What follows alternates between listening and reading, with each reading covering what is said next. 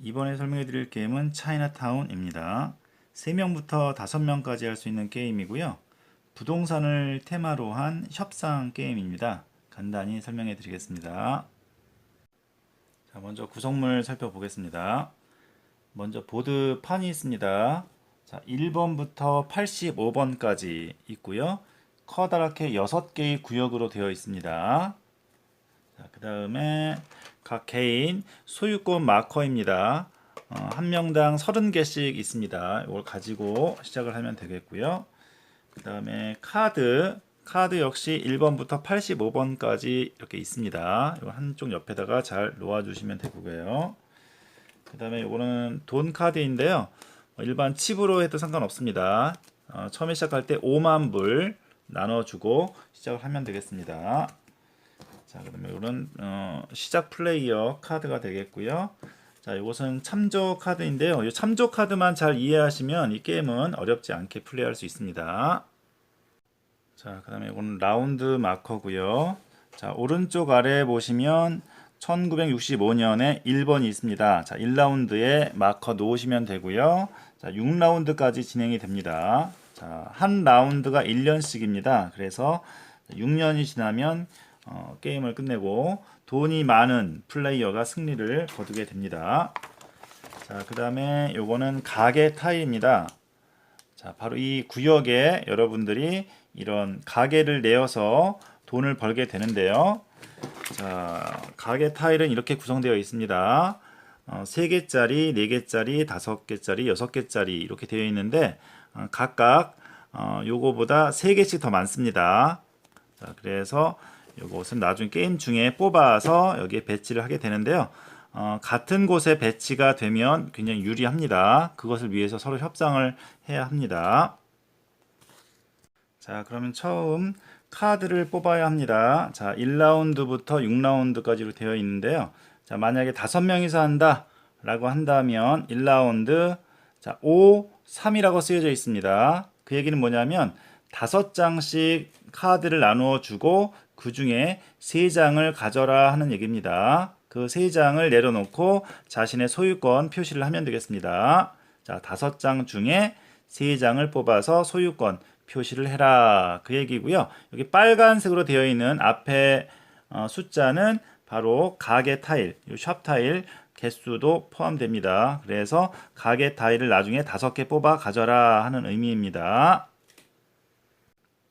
자, 만약 5인풀 기준으로 해서 자, 첫 번째 라운드 자, 5장을 뽑아서 3장을 가져라. 자, 그럼 만약 5장을 뽑아서 자, 3장을 뽑습니다. 자, 이 중에서 숫자가 비슷한 것이 좋습니다. 자, 저는 이렇게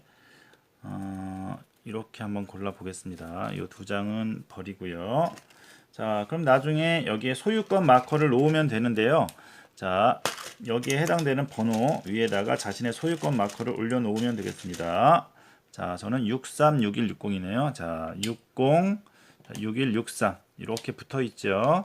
자, 그럼 나중에 여기 62번이 연결되면 제 구역이 더 넓어지겠죠. 그래서 가게 타일을 여러 개 올려 놓을 수 있습니다. 그래서 나중에 62번 소유권을 가지고 있는 플레이어가 이렇게 있다면 이 하얀색 플레이어와 협상을 해서 여기를 제 구역으로 이렇게 만든다면 훨씬 더 좋아지겠죠. 바로 이와 같은 협상을 해야 합니다.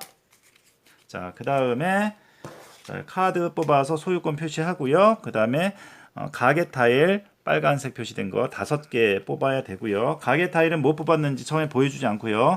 동시에 오픈하면 되겠습니다. 자, 저는 5개 하나 둘 셋 넷 5개 뽑아서 앞에다가 놓아 두시면 되고요. 그다음에 모든 플레이어가 뽑았으면 동시에 오픈을 하면 되겠습니다. 자, 이 점포 타일까지 다 나누어 받고 동시에 오픈했다면 이제 거래를 시작할 수 있습니다. 거래는 자신이 갖고 있는 이 점포 타일을 서로 주고받아도 상관없고요. 당연히 주고받을 때 서로에게 유리한 쪽으로 돈을 끼워서 넣고 빼고 해서 거래를 해도 됩니다. 예를 들면 저 같은 경우는 시푸드 요게 하나가 더 필요합니다. 요게 하나 있으면 나중에 점퍼를 놓을 때 굉장히 유리해지겠죠. 그래서 시푸드 타일 갖고 있는 플레이어에게 교환을 요청할 수도 있습니다. 내가 요 티하우스 요걸 하나 줄 테니까 혹시 시푸드 있으면 나랑 바꾸자 이렇게 요청할 수도 있고요. 아니면 그 플레이어가 만약에 이 4번 보석 가게가 필요하다라고 한다면 제가 줄 테니까 시푸드와 뭐 $1000를 더 달라 뭐 이런 식으로 요청할 수 있겠죠. 그래서 협상이 되면 서로 바꾸어서 거래를 계속하면 되겠습니다. 자, 이런 식으로 거래를 계속하면 되겠고요. 소유권 마커도 마찬가지로 거래를 할 수 있습니다. 마찬가지로 여기 하얀색 플레이어와 빨간색 플레이어 이렇게 서로 거래를 해서 이 자리를 빨간색으로 만들면 같은 점포를 여러 개 놓을 수 있겠죠. 그래서 여기 하얀색 플레이어와도 거래를 해서 여기 빨간색 이렇게 소유권으로 바꿔서 배치할 수 있도록 하면 되겠고요. 이 하얀색 플레이어에게는 뭐 돈을 더 주던지 아니면 타일을 주던지 이렇게 하면 되겠죠. 그래서 이와 같이 해서 협상을 하면 되는데 이미 다른 플레이어에 이렇게 점포 타일이 결정이 될 경우에는 이것을 옮기거나 교체할 수는 없습니다. 자, 그래서 이미 배치가 된 점포 타일은 옮길 수 없다. 그것만 주의하시면 나머지는 타일이나 소유권 마커 같은 것들을 다 거래를 해 주시면 되겠습니다. 자, 그럼 모든 플레이어들이 거래가 다 끝났다면 자신이 갖고 있는 이 점포 타일을 배치할 수 있습니다. 모두 배치해도 상관없고요. 나중을 위해서 갖고 있어도 상관없습니다. 자, 그래서 자신이 원하는 만큼 배치를 합니다. 저 같은 경우는 요거를 한번 4개 전부 다 배치를 해볼게요. 자, 여기에다가 이렇게 점포를 요 구역에다가 자, 이렇게 요 점포를 배치를 하면 되겠습니다. 자, 4개를 이렇게 배치를 했습니다. 자, 그러면 여기 이 구역은 전부 다 시푸드 상가가 자리를 딱 잡겠죠. 자, 이런 식으로 해서 모든 플레이어들이 자신이 가지고 있는 이 점포 타일들을 배치를 합니다. 원하는 만큼. 자, 이런 식으로 배치를 하면 되겠지요. 자, 이렇게 해서 전부 다 배치가 끝났다면 현재 배치된 점포에서 수익을 얻게 됩니다. 자, 이렇게 타일이 다 배치가 되었다면 수입을 계산하면 되는데요. 자, 저 같은 경우에는 3번 타일이 총 4개가 붙어 있습니다. 자, 그러면 여기 수입표를 보시면 자, 타일이 자, 이건 3번이기 때문에 최대 3개까지 따지면 되겠습니다. 4개라고 해서 4로 체크를 하는 게 아니라 최대 3번이기 때문에 3개짜리가 완성이 되었죠. 3개가 다 붙어 있기 때문에 자, 3번 3개 타일이 완성되었다. $50,000고요. 그럼 나머지 1개가 남죠. 요 1개짜리는 미완성이죠. 그래서 $10,000. 그래서 총 저는 $60,000를 벌게 됩니다. 여기서. 자, 그 다음에 여기 오른쪽에 보니까 여기 타일이 1개 있죠. 1개나 2개인 경우에는 전부 다 미완성이 될 수밖에 없습니다. 왜냐하면 최소 3번부터 있기 때문에 자, 그래서 타일 1개가 있고요. 미완성입니다. 그래서 $10,000 받으면 되겠고요. 여기는 노란색 플레이어는 타일 2개, 3번 가게인데 타일 2개밖에 없네요. 그럼 2개짜리 미완성 $20,000 이렇게 수입을 계산해서 전부 다 받으면 되겠습니다. 자, 이렇게 수익까지 다 계산하고 나면 자, 라운드 마커 자, 1년이 자, 지나가서 자, 두 번째 라운드 시작하면 되겠죠?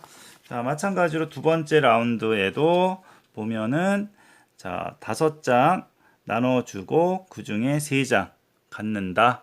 그 다음에 여기 빨간색으로 된 거 나중에 점포 타일은 3개만 뽑는다. 여기 빨간색 부분이 점포 타일을 뽑는 것입니다. 자, 이런 식으로 해서 라운드 6라운드까지 진행을 하시면 되겠습니다. 자, 이 차이나타운은 제가 굉장히 좋아하는 게임인데요.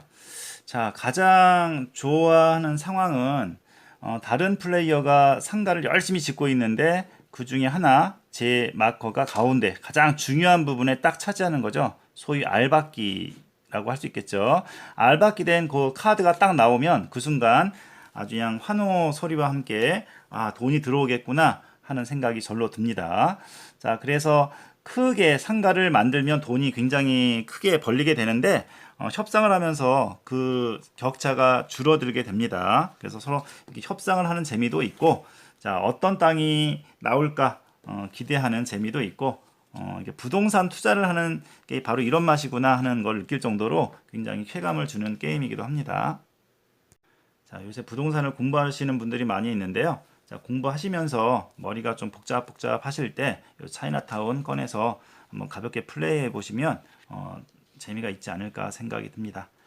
자, 부동산을 테마로 한 협상 게임 차이나타운 간단히 소개해 드렸습니다. 모두 즐거운 보드게임 하세요. 감사합니다.